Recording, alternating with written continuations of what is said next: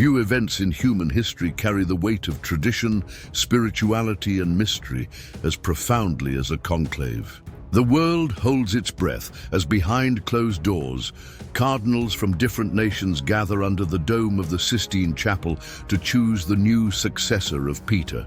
But what really happens within these historic walls? How does the rigorous rite that determines the future of the Catholic Church work? In this video, we will unveil each stage of this centuries-old process, from the first moments of the cardinals' gathering to the emblematic white smoke that announces to the world, "We have a pope." Stay with us until the end to understand the symbolism, the secret ballots, and the solemn moments that make the conclave one of the most impressive rites of the Church. But first, we need to explain two important positions in the conclave: the Dean of the College of Cardinals and the Co-Dean. They are the most experienced cardinals of the Order of Bishops. The Dean presides over the college, and when there is no reigning pope, convenes meetings and questions the elected candidate in the conclave. The Co-Dean assists and can replace him if necessary. The conclave officially begins with the Pro Eligendo Pontifice Mass, celebrated in St. Peter's Basilica. The cardinals chant prayers asking for divine guidance in choosing the new pope. This solemn Mass marks the beginning of a process that will be intense and full of symbolism.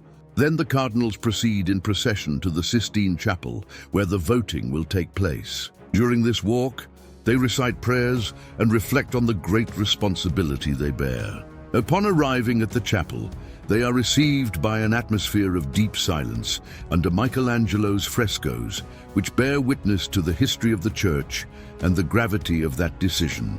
At this solemn moment, the famous phrase "extra omnes" echoes, ordering all those not involved in the process to leave the premises. The doors are then closed, completely isolating the cardinals from the outside world.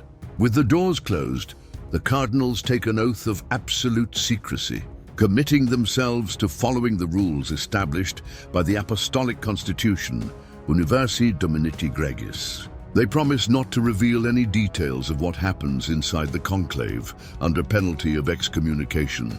This moment reinforces the seriousness and sacred nature of the papal election.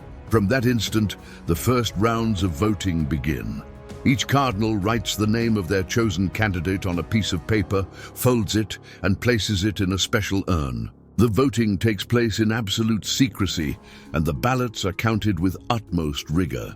For a candidate to be elected pope, he must obtain at least 2/3 of the votes. If no cardinal reaches this required majority, a new vote is held. During this period, there are moments of reflection and prayer, in which the cardinals seek discernment to make the best decision for the future of the Church. The tension and anticipation are palpable, as each vote can profoundly influence the direction of the institution. If no decision is reached after several rounds of voting, the cardinals may pause to pray and converse, seeking consensus. History shows that some conclaves have lasted only one day, while others have extended for several weeks. Regardless of the duration, the ultimate goal is always the same: to find the one who will be the new shepherd of Christ's flock. As the voting progresses, the tension inside the Sistine Chapel increases. The cardinals discuss among themselves, reflect on the needs of the Church, and evaluate the candidates. Each new scrutiny can bring a shift in voting patterns, with alliances forming and certain names gaining more support. When a cardinal finally reaches the necessary 2/3 majority for election, the Sistine Chapel enters a moment of solemnity. The Dean of the College of Cardinals approaches the elected candidate and asks the traditional question: "Do you accept your canonical election as Supreme Pontiff?" If the cardinal answers affirmatively, he is immediately recognized as the new pope.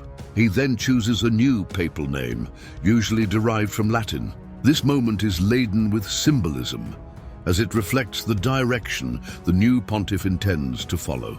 After making his choice, the new pope is dressed in white vestments and led to the Room of Tears, where he emotionally prepares for the responsibility he has just assumed. Once the choice is confirmed, it is announced to the world by burning the ballots of the final vote, producing the iconic white smoke. Shortly after, the cardinals perform an act of obedience to the new pope, reaffirming their loyalty and support. The new pontiff is then led to the central balcony of St. Peter's Basilica. The proto-deacon cardinal announces to the hopeful crowd with the famous proclamation, Habemus Papam. The new pope appears before the people for the first time and grants the apostolic blessing called Urbi et Orbi to the city of Rome and to the world. This historic moment is filled with deep emotion, both for the faithful in St. Peter's Square and for Catholics around the world who follow it on television and the internet. With this, a new pontificate officially begins, bringing challenges, hopes, and transformations for the Church and its faithful. The election of a new pope is not only an event of great religious significance, but also the beginning of a great challenge.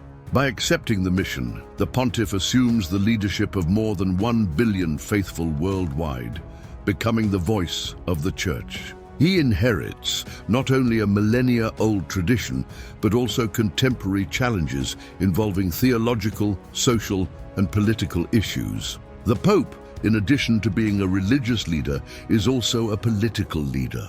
On the same day, his first decisions as pontiff take place. Among them is the appointment of the Secretary of State, who plays a crucial role in the administration of the Vatican, along with other important positions such as the Camerlengo. The Pope may also choose to renew or replace the heads of important dicasteries, setting the guidelines that will shape his administration. The conclusion of a conclave marks the beginning of a new chapter in the Church's history, but also reinforces the continuity of its millennia-old mission. Each pope assumes his pontificate with specific challenges, but is always guided by the responsibility to preserve and strengthen the Catholic faith. The transition from one pontificate to another symbolizes the balance between tradition and the need to evolve to face contemporary challenges. With each new leadership, the Vatican reaffirms its spiritual and political presence in the world, promoting values such as justice, peace, and solidarity.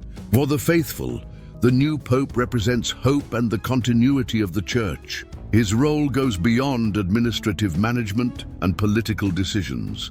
He is a shepherd who must lead his community with wisdom and love. His ability to inspire, unite, and teach will be crucial for the vitality of the Church in the years to come. Thus, we conclude our journey through the rite of the conclave, a process that unites faith, history, and responsibility. May this reflection allow us to appreciate even more the role of the Pope and the importance of this millennia-old tradition in the spiritual guidance of the Church and its faithful around the world. Throughout history, each pope has left his mark, and the future of the Church continues to be shaped by those who take on this sacred mission.